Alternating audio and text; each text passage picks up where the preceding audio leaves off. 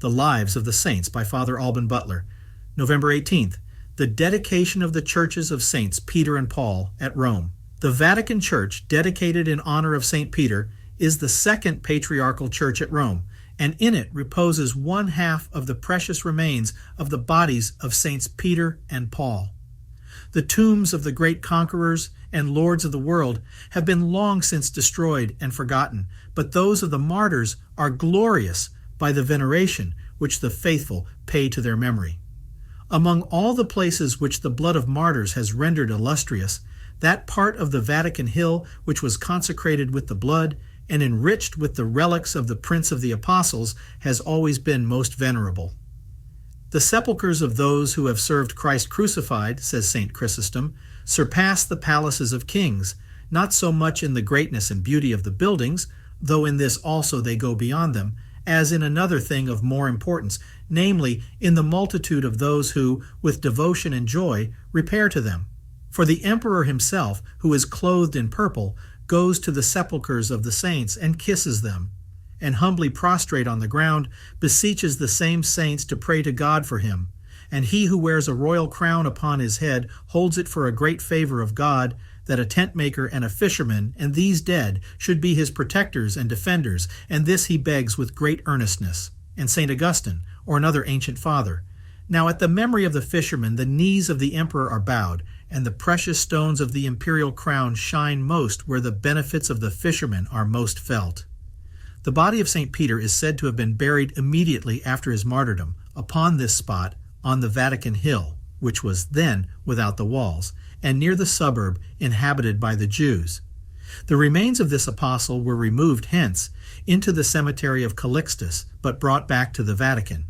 Those of St. Paul were deposited on the Ostian way, where his church now stands. The tombs of the two princes of the apostles from the beginning were visited by Christians with extraordinary devotion above those of other martyrs. Caius, the learned and eloquent priest of Rome, in 210, in his dialogue with Proclus, the Montanist, speaks thus of them: I can show you the trophies of the apostles. For whether you go to the Vatican Hill or to the Ostian road, you will meet with the monuments of them, who by their preaching and miracles founded this church. The Christians, even in the times of persecution, adorned the tombs of the martyrs and the oratories which they erected over them, where they frequently prayed. Constantine the Great, after founding the Lateran Church, built 7 other churches at Rome, and many more in other parts of Italy. The first of these were the churches of St. Peter on the Vatican Hill, where a temple of Apollo, and another of Ida, mother of the gods, before stood, in honor of the place where the Prince of the Apostles had suffered martyrdom, and was buried, and that of St. Paul, at his tomb on the Ostian road. The yearly revenues which Constantine granted to all these churches amounted to 17,770 golden pence, which is above 13,000 pounds sterling, counting the prices, gold for gold. But, as the value of gold and silver was then much higher than at present, the sum in our money at this day would be much greater.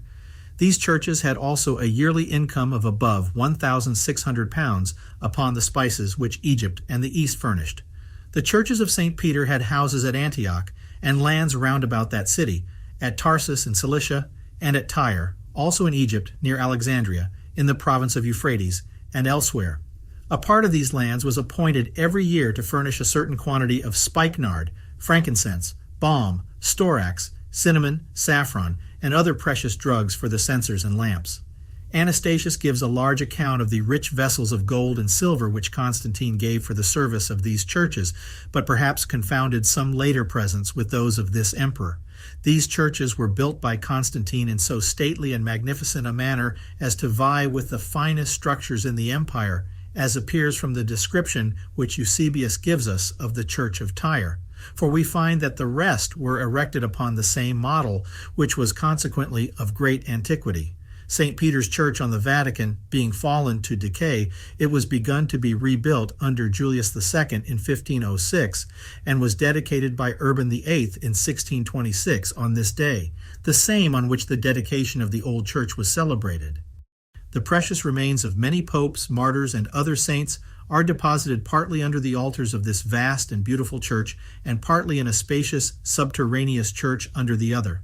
But the richest treasure of this venerable place consists in the relics of Saints Peter and Paul, which lie in a sumptuous vault beyond the middle of the church towards the upper end, under a magnificent altar, at which only the Pope says Mass, unless he commissions another to officiate there. This sacred vault is called the Confession of St. Peter, or the Threshold of the Apostles, Limina Apostolorum, to which devout persons have flocked in pilgrimages from the primitive ages. Churches are dedicated only to God, though often under the patronage of some saint, that the faithful may be excited to implore, with united suffrages, the intercession of such a saint, and that churches may be distinguished by bearing different titles. Neither do we, says St. Augustine, erect churches or appoint priesthoods, sacred rites, and sacrifices to the martyrs, because not the martyrs, but the God of the martyrs is our God. Who, among the faithful, ever heard a priest standing at the altar which is erected over the body of a martyr to the honor and worship of God, say in praying, "We offer up sacrifice to thee, O Peter or Paul or Cyprian," when at their memories or titular altars it is offered to God, who made them both men and martyrs, and has associated them to his angels in heavenly honor. And again, "We build not churches to martyrs as to gods, but memories as to men departed this life, whose souls live with God. Nor do we erect altars to sacrifice on them to the martyrs, but to the God of the martyrs, and our God." Constantine the Great gave proofs of his piety and religion by the foundation of so many magnificent churches, in which he desired that the name of God should be glorified on earth to the end of time. Do we show ours by our awful deportment and devotion in holy places, and by our assiduity in frequenting them? God is everywhere present, and is to be honored by the homages of our affections in all places. But in those which are sacred to him, in which our most holy mysteries are performed, and in which his faithful servants unite their suffrages, greater is the glory which redounds to him from them, and he is usually more ready to receive our requests, the prayers of many assembled together being a holy violence to his mercy.